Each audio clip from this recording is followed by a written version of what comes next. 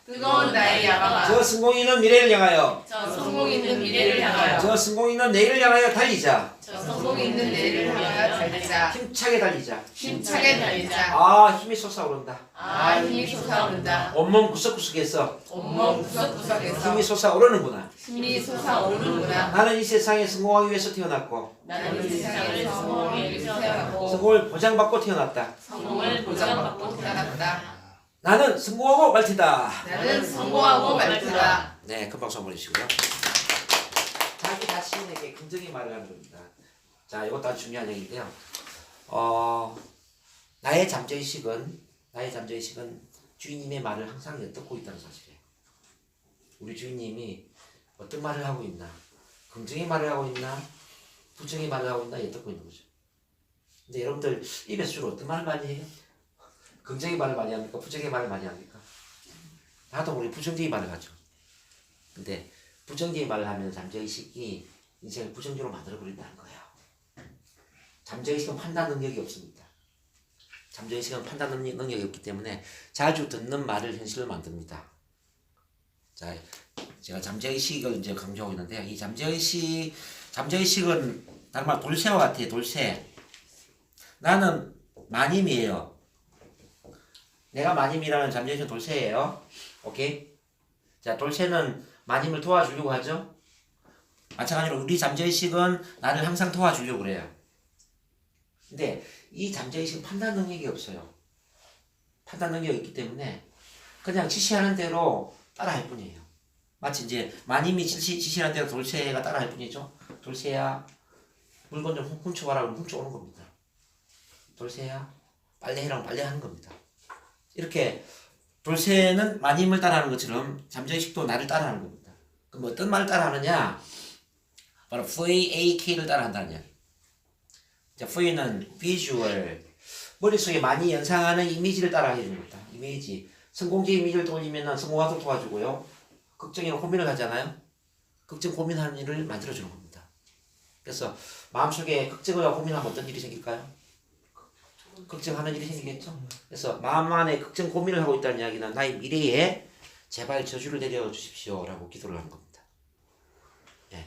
마음 안에 부정적인 생각을 한다는 이야기는 앞으로 부정적인 일을 만들어 주세요 라고 기도를 하는 겁니다. 자, 잠재의식은 생각하는 대로 모든 현실을 만듭니다. 자, 이미지. 머릿속에 뭘 이미지를 떠올리고 있느냐. 그 다음에 A는 뭐냐면요. A는 자, 언어의 언어. 오디토리. 입으로 어떤 소리를 내고 어떤 소리를 듣느냐는 이야기죠. 긍정의 말을 많이 입으로 소리를 내고 듣고 있느냐, 부정의 말을 입으로 소리 내고 듣고 있느냐에 따라 달라지겠죠.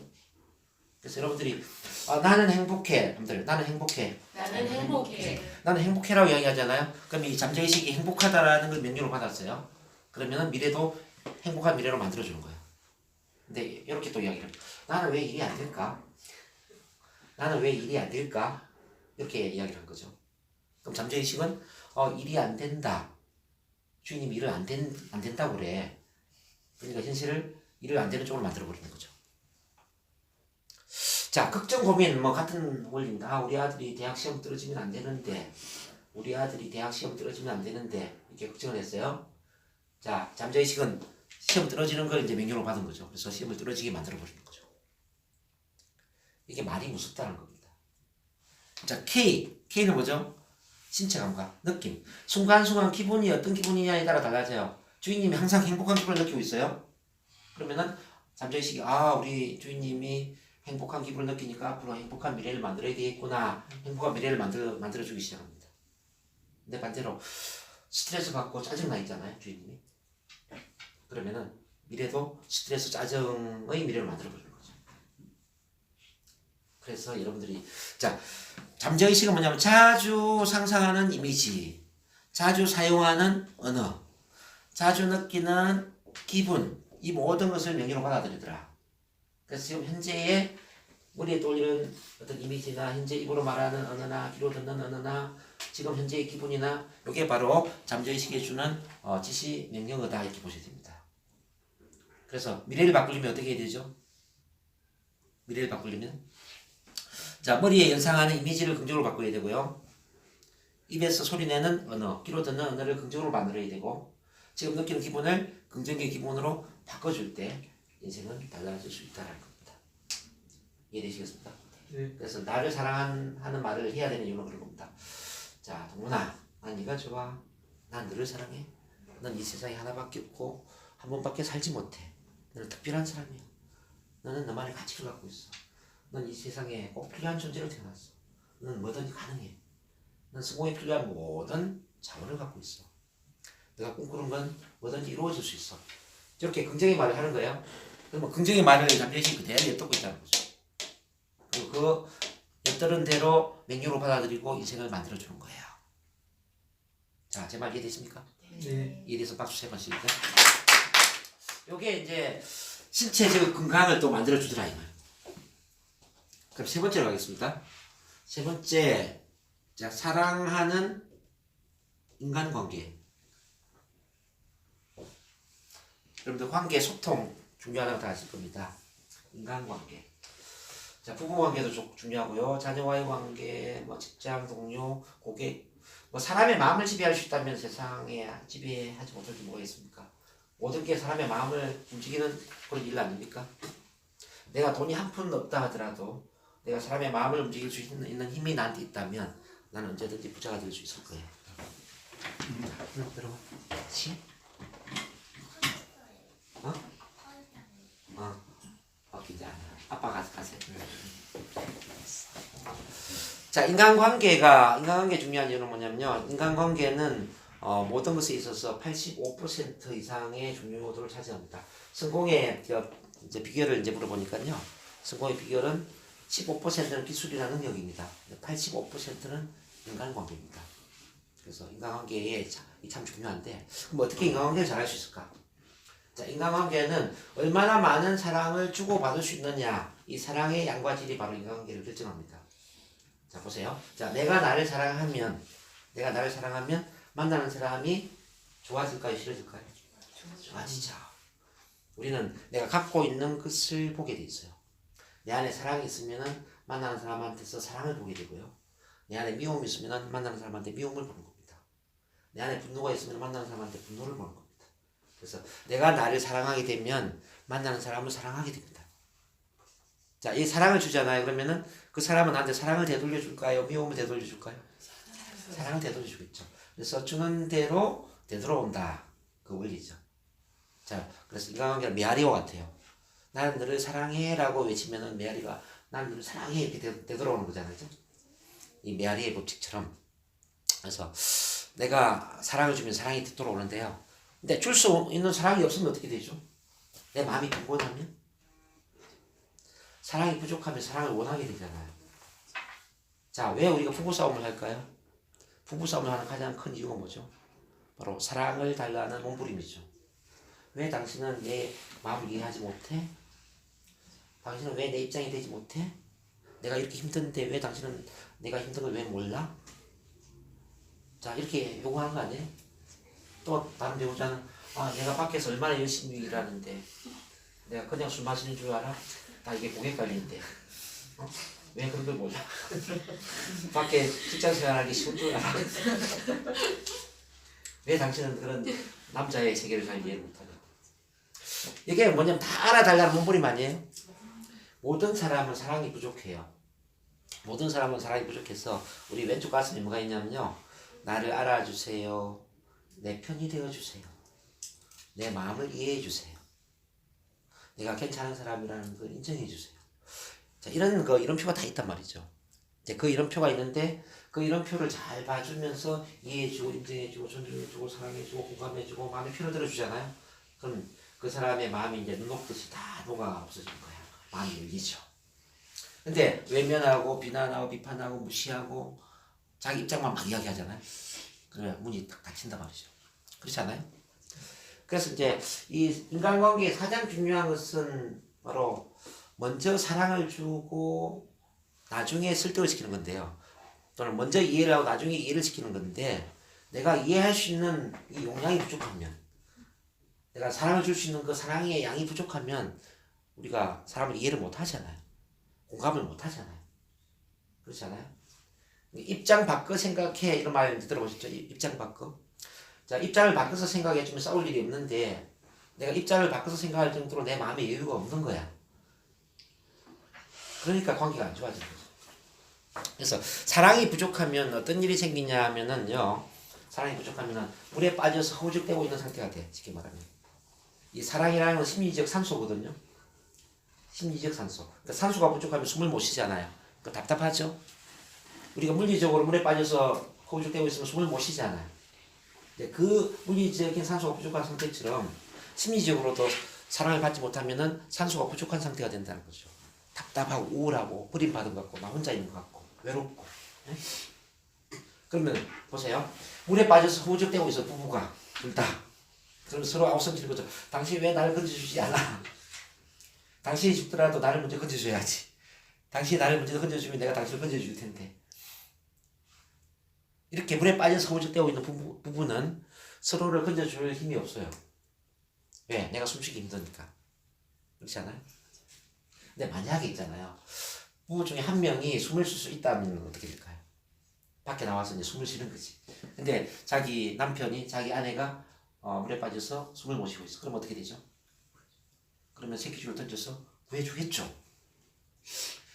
자, 바로 이런 원리입니다. 내가 숨을 쉬어야만 다른 사람을 숨쉬게 도와줄 수 있다는 겁니다. 이걸 아셔야 돼요. 즉, 내가 나를 충분히 사랑해야만 다른 사람을 사랑해 줄 수 있다는 겁니다. 내가 충분히 나를 사랑해야만 다른 사람을 이해할 수 있고요. 공감할 수 있고 그 사람 입장에서 생각할 수 있는 힘이 노는 거예요. 내 안에 사랑이 부족하면은 나 스스로도 숨쉬기 곤란하기 때문에 상대방 입장에서 생각할 수가 없어요. 그런 점에서 이제 시기심이라든지 질투심이라든지 바가지, 잔소리, 분노 이게 다 뭐냐면은 제발 나 좀 사랑해 주세요. 내가 숨을 못 쉬니까 제발 나 좀 숨쉬게 도와줘. 나 좀 이뻐해줘. 나 좀 사랑해줘. 내 입장 좀 이해해줘.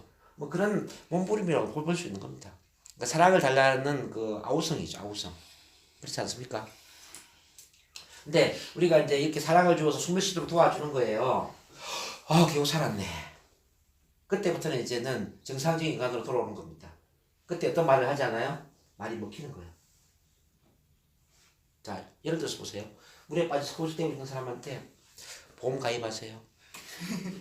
부동산 좋은 물건 나왔는데 한번 알아보실래요? 말이 먹힐까요 이게? 먹힐 수가 없어요. 그래서 처음 고객을 만났을 때 처음부터 부동산, 뭐 보험 이런 이야기에서는 안 먹히는 거죠. 아무리 좋은 제품이라도 아무리 좋은 상품이라도 처음부터 요거 좀 한번 알아보라고 먹힐 수가 없어요. 그래서 먼저 이해를 하고 나중에 이해를 시키는 게 맞다는 거죠. 제 말 이해되십니까? 그랬을 때 이제 이 사랑하는 관계를 만들기 위해서는 자 페이스 충분히 보조를 맞추고 자 리드 페이스와 리드의 과정으로 가는데 이거 페이스 이제 페이스 보조를 맞추는 과정은 바로 사랑을 주는 과정이에요. 이해하고 공감하고 인정하고 그 사람 입장에서 생각하고 그 사람과 나의 마음의 주파수를 맞추는 거죠. 주파수 아시겠습니까? 충분히 상대방과 잘 맞추어서 상대방과 내가 하나가 되는 거죠. 몸은 둘인데 마음이 하나가 되는 거예요. 이걸 이제 우리 NLP 용어로는 레포가 형성되었다. 레포. 또는 우리 뭐 한국 언어로는 믿음, 신뢰가 구축되었다. 공감대가 형성되었다 이렇게 볼 수 있는 겁니다. 마음이 열린 거죠. 이때 내가 어떤 이야기를 하는 거야. 그러면 잘 따라오겠죠? 이해되십니까? 그래서 페이싱, 리딩의 과정이 아주 절묘하게 잘 연결되어야 되는데 이걸 하기 위해서는 우선 내가 사랑이 넘치는 사람이 되어야 돼요. 자, 그릇을 보면 내가 상대방을 담을 수 있는 아주 큰 그릇이 돼야 돼요. 큰 그릇이 되면 이 큰 그릇 안에는 세모난 그릇, 뭐 네모난 그릇, 뭐 별표, 뭐 모든 그릇이 다 들어올 수 있잖아요, 그죠? 근데 우리가 만나는 사람들은 뭐가 나는 사람들이 많이 있잖아요. 세모형 인간도 있고 뭐 동그라미 인간도 있고 네모형 인간도 있고 그렇지 않아요? 그럼 내 그릇이 작으면 그 사람을 어떻게 담겠냐고. 그래서 이 그릇의 힘을 키우는 것은 이제 사랑이다. 그래서 이 사랑하는 마음을 키우면은 우리 모든 사람을 이해할 수 있어요. 공감할 수 있고 입장 바꿔 생각할 수 있고 그래서 페이싱이 잘 되는 거예요. 그 다음에 우리가 어떤 이야기를 하는 거죠. 보험 이야기를 할 수도 있고 부동산 이야기를 할 수도 있고 다 할 수 있는 거예요. 그러면 잘 따라옵니다. 이제 영업을 이제 연구를 해보면요. 실제 그 제품이 좋아서 사는 경우는 15%밖에 안 되더라는 얘기죠. 근데 그 제품을 소개하는 사람이 좋았어. 그 사람이 나를 잘 이해를 해주기 때문에, 잘 소통되기 때문에 사는 경우는 거의 한 85%가 됩니다. 그럼 여러분들이 이제 부동산을 하더라도 같은 원리가 될 겁니다. 아무리 물건이 좋은 물건이 나왔다 하더라도 그 좋은 물건 때문에 계약을 하는 경우는 15%라고 봐야 됩니다. 근데 이거 소개하는 사람이 너무너무 괜찮은 사람이에요. 너무너무 좋은 사람이 내 마음을 잘 알아주고 나랑 잘 통해.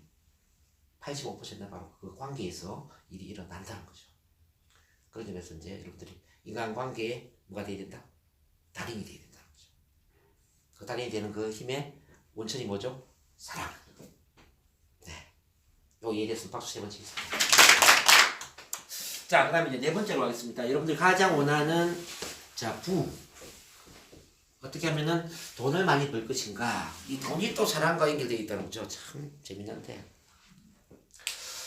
자, 이 사랑을 다시 계속 들어와서 사랑이 부족하면 마음이 빈곤해져요, 여유로워져요? 빈곤해지죠. 자, 나를 사랑하면 마음이 여유로워져서 아까 그릇으로 보면 큰 그릇이 됐는데요. 나를 사랑하지 못하면 마음이 빈곤해지고 마음에 여유가 없어지는 거예요. 그죠? 그러면은 이거는 가난, 빈곤의 마음의 파동을 만들어냅니다. 이 빈곤의 마음의 파동은 빈곤의 현실을 끌어당기게 됩니다. 자, 이렇게 이해를 하시면 됩니다. 자, 마음하고요, 현실이 우주와 공명을 합니다. 우주. 자, 마음에 빈곤한 파동을 갖고 있잖아요. 그러면 우주의 빈곤의 파동과 연결되고, 우주의 빈곤의 파동은 현실의 빈곤의 파동과 연결되고, 결국 마음은 현실을 끌어당기게 되죠. 그래서 여러분들 나는 부자가 되고 싶어 이렇게 생각하면 부자가 되기 힘들어요. 왜냐면 나는 부자가 되고 싶어 라고 할 때 내 마음은 나는 아직 부자가 아니잖아. 부자가 아니라고 생각하거든요. 그래서 나는 가난해, 빈곤의 파동을 만들어. 그래서 소원을 빌어서는 원하는 걸 이룰 수가 없다는 거죠. 그럼 어떻게 해야 돼? 부자가 되고 싶다가 아니라 난 이미 부자야. 따라서 나는 이미 부자야. 나는 이미 부자야. 나는 이미 부자라고 생각해. 내 마음은 풍요로워. 나는 이 세상의 모든 돈을 끌어당기고 있어. 이 세상의 모든 풍요로움을 끌어당기고 있어. 내 마음은 부자고, 나는 행복하고, 나는 지금 이미 모든 걸 갖고 있어. 이미 모든 걸 갖고 있는 그런 풍요로운 삶을 살고 있어. 이렇게 자기 자신을 이렇게 이미 가진 상태로 바라봐야 된다는 거죠. 그러면은 그 풍요의 에너지가 바로 이제 현실을 끌어당깁니다. 그럼 그런 마음을 갖기 위해서 뭐가 필요하냐? 바로 사랑이라는 거죠. 내가 나를 사랑하게 되면 모든 게 사랑으로 보여요. 만나는 사람도 사랑, 내가 하고 있는 일도 사랑, 이 세상도 사랑. 자, 내가 살고 있는 이 환경, 뭐 집안 문화, 직장 문화, 모든 게 다 사랑으로 보이는 거죠. 자, 사랑으로 보이면은 모든 게 감사한 느낌이 들죠.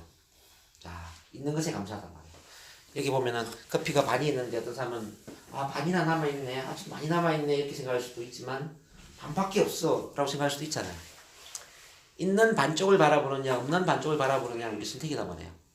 자, 있는 것에 감사한 마음을 가지면은 당연히 풍요로워지는데 대부분 사람들은 없는 것을 생각한다는 거죠. 내 친구 누구는 강남에 빌딩을 가지고 있는데 나는 이게 뭐지? 이렇게 비교할 수 있잖아요. 내 친구 누구는 이번에 주식 투자해서 뭐 10억을 벌었는데 나는 왜 이렇게 돈이 없을까? 이렇게 비교하고 경쟁하고 상대적으로 위축감을 느끼고. 이게 가난의 심리라. 근데 자기 자신을 이제 온전히 있는 그대로 사랑하는 거죠. 나는 이미 많은 걸 갖고 있어. 자, 볼 수 있는 눈도 있고요. 들을 수 있는 귀도 있고요. 움직일 수 있는 팔, 다리도 있어요. 입으로 말을 할 수 있기 때문에 나는 영업도 가능하고 뭐 비즈니스도 가능하고 다 가능해. 그리고 사랑하는 나의 남편이 있고 나의 아내가 있어. 사랑하는 나의 아들, 딸이 있잖아. 이미 나는 많은 걸 갖고 있어. 이미 나는 행복해. 네. 그러면 이미 가진 것에 집중했기 때문에 내 마음은 굉장히 풍요로워지겠죠. 바로 그런 거예요. 그래서 여러분들이 더 부자가 되기 원하면은 지금 이미 가진 것에 대한 감사를 해야 됩니다. 그래서 오늘부터 감사일기를 한번 써보는 건 어떨까요? 감사일기. 감사일기를 써야 되는 가장 큰 이유는요. 감사하는 마음은 우주의 가장 강력한 풍요를 끌어당기는 힘입니다. 감사는 가장 풍요로운 마음을 만든다고요. 그 풍요의 마음이 또 풍요로운 현실을 끌어당긴다는 거죠. 만약에 여러분들이 사업에 실패를 했다 하더라도 실패한 것을 원망을 하면은 그 실패에서 일어서기 힘들어요. 근데 사업에 실패했지만 그 실패한 것을 감사하게 받아들일 수 있다면 금방 여러분들은 회복이 되어서 성공으로 다시 올랐을 겁니다. 자, 수많은 사람들의 문제는 있잖아요. 자, 이 긍정과 부정이 있다면 긍정에 대해서는 감사를 하는데 부정에 대해서는 불평을 한다는 이야기죠. 불평. 여러분들이 성공하고 싶다면 긍정은 당연히 감사해야 될 일이지만 부정 또한 감사한 마음으로 만들어야 된다는 이야기예요. 마음에 상팔선을 긋지 말라는 거죠. 네, 한번 따라해 보겠습니다. 자, 좋은 일은 좋은 대로 감사한 일이고 안 좋은 일은 안 좋은 대로 감사한 일이다. 자, 성공도 감사한 일이지만 실패도 감사한 일이다 말이에요. 성공도 감사한 일이지만 실패도 감사한 일이다. 자, 돈을 많이 번 것도 감사한 일이지만 돈을 못 버는 것도 감사한 일이다. 영업을 온다면은 계약이 체결된 것도 감사한 일이지만은 거절당한 것도 감사한 일이다. 하늘 보면은 하늘이 맑은 것도 감사한 일이지만은 비가 내리고 눈이 내리는 것도 감사한 일이다. 날씨가 따뜻한 것도 감사한 일이지만은 날씨가 추운 것도 감사한 일이에요. 하늘에 별이 빛나는 것도 감사한 일이지만은 어둠도 감사한 일이에요. 왜 그럴까요? 이걸 깨닫는 순간 여러분들은 이제 성공의 비밀을 아는 겁니다. 자, 요건 바로 이제 양극성의 법칙이라고도 이제 볼 수 있는데요. 우리는 반대를 보면서 그 반대를 알 수가 있는 거예요. 그 반대가 존재하지 않다면은 그 반대를 절대 알 수가 없어요. 어둠이 없다면 빛을 알 수 있을까요? 하늘에 별이 빛나기 위해서는 하늘이 어두워야 되죠. 자, 하늘이 밝은 지금 낮에 별을 볼 수가 없지 않습니까? 어두운 하늘에서 별을 볼 수 있는 거죠. 그래서 어둠이라는 것은 별을 빛나게 하기 위한 아주 중요한 요소다. 아주 중요한 요소라는 걸 알 수 있습니다. 자, 불행한 삶을 살았던 사람이 행복의 소중함을 알죠? 불행 속에서 행복의 싹이 싹 트는 겁니다. 실패를 몇 번 해봄으로써 성공할 수 있는 성공의 교훈을 얻게 되고 성공의 비밀을 깨닫게 되고 자, 몇 번의 실패 속에서 큰 성공을 이루게 되죠. 그렇지 않습니까? 자, 어릴 때 어떤 외로운 인생을 살고 자, 사랑의 상처를 받고 그러면서 이 혼자 사는 게 얼마나 힘든지 깨달았던 사람이 나중에 결혼을 하면은 사랑이 넘치는 부부관계, 사랑이 넘치는 가족을 만들죠. 외로움 속에서 뭘 깨달았어요? 사랑의 소중함을 깨달았던 거. 자, 어릴 때 너무너무 가난하고 찌질해지게 그 가난한 삶 속에서 내가 성공을 해야 되겠구나. 진짜 성공을 해야 되겠구나. 돈을 많이 벌어야 되겠네. 그래서 부자의 마음을 키워서 우리 현대그룹의 보정교육 회장님은 큰 기업가가 되었죠. 가난 속에서 뭘 깨달았습니까? 성공. 이게 우리는 정반대가 다른 게 아니라 같은 에너지라는 걸 깨달아야 됩니다. 실패와 성공도 같은 것이고 불행과 행복도 같은 것이고 외로움과 사랑도 같은 것이고 가난과 부도 같은 것이다. 그런 점에서 부정은 긍정을 알게 해주는 아주 중요한 요소이기 때문에 부정도 감사한 일이라는 얘기죠. 그래서 오늘 여러분들이 열심히 해야 될 건 뭐냐면요. 어떤 것에서도 불평, 불만을 갖지 말자. 모든 것에 감사하자. 이 마음을 가져야 됩니다. 좋은 것에도 감사하지만은 안 좋은 것에도 감사하자. 자, 만약에 아들, 딸이 내 마음대로 안 돼요. 아들이 말썽을 부리고 밖에서 친구들이랑 싸우고 공부도 안 하고 힘들어해요. 그것 또한 감사한 일이다. 왜 감사한 일일까요? 아들이 말썽을 부리는 게 왜 감사한 일이죠? 부모 역할이 많아지는 거지 않습니까?